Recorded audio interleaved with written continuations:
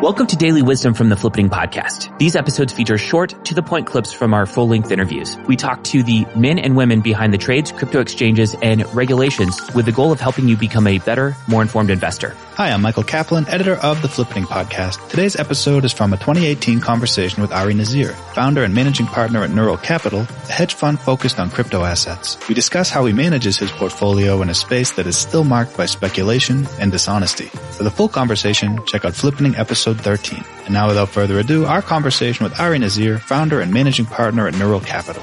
Enjoy. As we start seeing a flight to quality, not just in terms of capital, I think that's the first thing anybody thinks of. More importantly, flight to capital of developers. And once you start seeing more talent around platforms and you start seeing the winners emerge, whether it's Ethereum, Stellar, EOS, a number of them combined, the taking up specific market share for specific activities, I think you'll start seeing more and more developers. But to answer your question, I see myself still today in the financial services venture capital space, but I like to think myself as a wealth generator and not necessarily a wealth manager. Most people would rather have wealth generated for them rather than managed. That's our pitch. There's actually an interesting transition point here. You talked about being on what sounded like a VC track trajectory, but Neural Capital, from my understanding, takes a sentiment or a momentum investing based approach, which in a lot of ways sounds antithetical to, or like it may be an alternative way of doing things compared to what VCs do. VCs get on planes, they talk to teams. It's really about like, what's the TAM, SAM, SOM, what's the market size, and maybe looks a little bit more like value investing than sentiment, but in a lot of ways is about front running what large groups of people are likely to do in the future based on current indicators. How do you think about the juxtaposition between maybe the track you were on and what you're doing now, or are they more similar than one might think? I think you're directionally correct.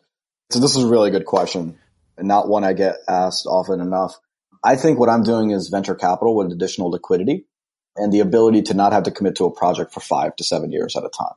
If you talk to the average venture capitalist in Silicon Valley, off the record, I'm sure over half of them will tell you, yeah, I wish I could have sold my chunk in that company 2 years in when they had that acquisition offer, or I wish I could have sold it when they raised their next round. And a lot of people don't have an opportunity to do that, or they can't do that for signaling risk to the entrepreneur or for a number of reasons.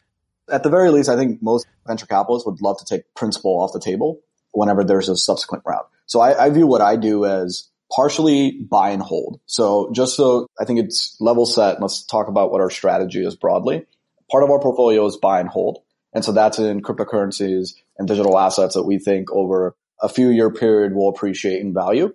Then there is a very active sentiment driven model, which is about half of the portfolio, which says over the next 2 weeks, over the next month, over the next 6 months, this is how we think the space will evolve. And these are the assets that we're more bullish on relative to all the other assets that we could possibly trade or invest in. I'll dig into that in a bit. And then the last part is more discretionary in certain timeframes that becomes governance and masternode driven. So it really comes down to a more passive strategy to start balancing out the more active strategy, just to make sure that in a drawdown or if like we make a couple bad trades in a row, we don't, get left with a terrible month or quarter for the rest of the fund. So it's more of a diversity of like our own theses to just hedge our portfolio. Now within that buy and hold, actually a small component of that is initial coin offerings. We don't really do initial coin offerings. We never have. Part of the reason for that actually was given that I have at least a semblance of a regulatory perspective on the space.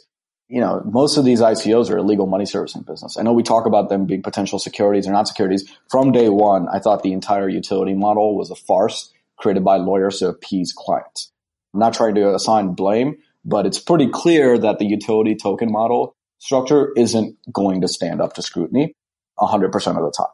I think you'll find out that most of these were illicit securities that raised, and I'm not just talking about the obvious scams like CentraCoin or BitConnect, and like even some of the more sophisticated tokens that can make a pitch for, utility tokens, the people buying them ultimately are viewing them not as a utility to access the platform. They're thinking of them as a security because they are looking for price appreciation, and they view that as, de facto equity in the company.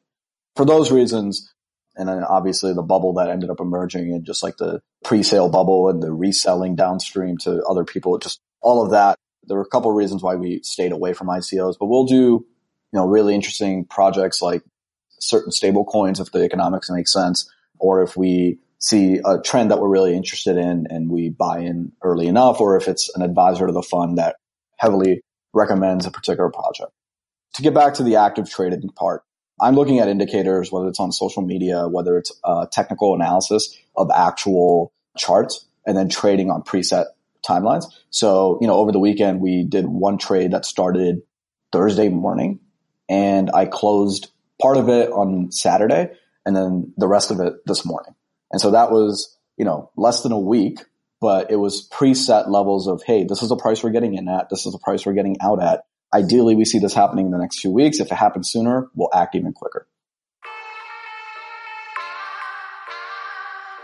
That's it for today. If you like what you heard and want to support the show, please consider leaving us a review on iTunes, Stitcher, or wherever you listen to podcasts. If you decide to leave us a review after subscribing, we'll send you a free Nomics t-shirt. Just hit us up on Twitter at username NomicsFinance after you've left the review, and we'll hook you up. You may also be interested in Nomics.com, our crypto market cap and pricing website. Check us out at Nomics.com, spelled Nomics. Now stick around for our legal disclaimer.